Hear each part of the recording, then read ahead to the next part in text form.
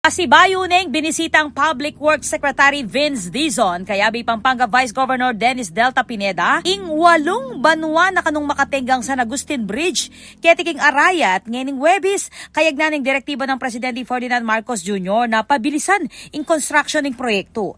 Target ning DPWH o ning Department of Public Works and Highways na ariyan at abuklatsing tete king Oktubre 5 bulan ni Batngeni bang maging malagway biyahe dareng motorista at ring commuters pilataning Pampanga at Nueva Ecija.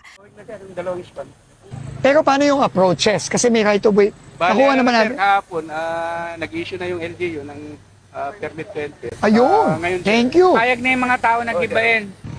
Tinulungan nila tayo na mayroon na tayong right of way. So tuloy-tuloy na to. At tatanda ng adiskobri ng Dizon inyang December 2025 na maluwat ning mitataglus ing proyekto inyatambing ning pepakimot bang isundo ing construction. Kayag na naniti, sinilip niya namang Secretary Vince Dizon ing flood control projects king Barangay Kandating at Barangay Kupang king Arayat bilang pamagsadya king panahuning Kauran.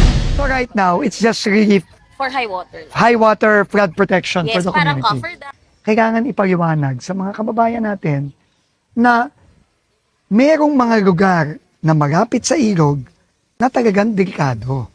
Punta ulit ako sa Kupang ngayon, titignan naman natin ni Gov yung ginagawang intervention sa Kupang. Kabilang kareng tututukan ng DPWH, ing pamanyamasan kareng mesirang river wall malapit king Pampanga River, bangay iwasan ning albog at protekta na ring residenteng manok nangan kareng flood-prone areas lakwas na ustong mga sikaning uran ang pongating bagyo.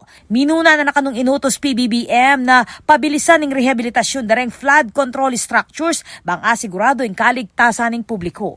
Ako po, Patricia Mamangon para King News Force Pampanga. Balitang tutuking balen, susuyo.